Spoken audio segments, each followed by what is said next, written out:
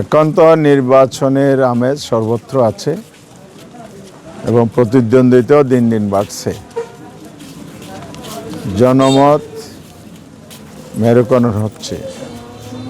প্রতিদ্বন্দ্বীর জায়গায় যারা নির্বাচনে জনগণের ভোটে জিতবে না মনে করছে, জনগণের প্রতি আস্থা রাখতে পারছে না, তারা এখন সহিংসতার পথ বেছে নিয়েছে।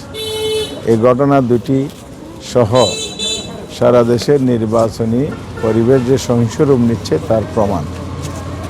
কারণ আমাদের দলের জামায়াত ইসলামের যে ফরিদপুরের একটা উপজেলা সেক্রেটারিকে নির্মমভাবে যে কুপিয়ে মারল, হত্যা করল, এবং ডাকাতও যে নারীর উপর সহিংসতা হলো, হত্যা হলো, এটা হলো একটি দল যারা মুখে গণতন্ত্রের কথা বলে, সুষ্ঠু নির্বাচনের কথা বলে, প্রকৃত অর্থে তারা সহিংসতার মাধ্যমেই তারা নির্বাচনে জিততে চায়।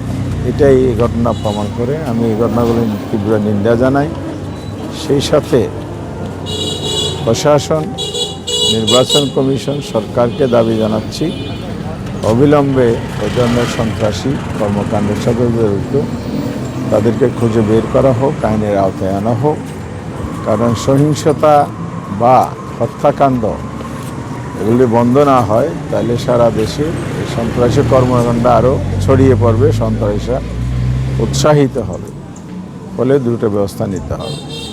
আর জনগণকে আহ্বান জানাবো তারা যেন এই ধরনের হত্যাকাণ্ড, সন্ত্রাসী কর্মকাণ্ডের বিরুদ্ধে প্রতিরোধ গড়ে তোলে। যেখানেই সন্ত্রাসীরা জোরপূর্বক দমন নীতির মাধ্যমে মানুষের ভোটাধিকার কেড়ে নিতে চায়, অতীতে যারা এরকম ভোটাধিকার কেড়ে নিয়েছিল তাদের বিরুদ্ধে যেভাবে প্রতিরোধ গড়ে উঠেছে জুলাই অভ্যুত্থানের মাঝে, সেই চেতনা ধারণ করে প্রতিরোধ যেন গড়ে তোলে।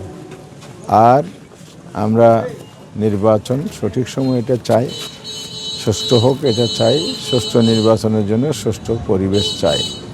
সুষ্ঠু পরিবেশ যদি সরকার দিতে ব্যর্থ হয় তাহলে সরকারকে দায়ভার নিতে হবে। ধন্যবাদ।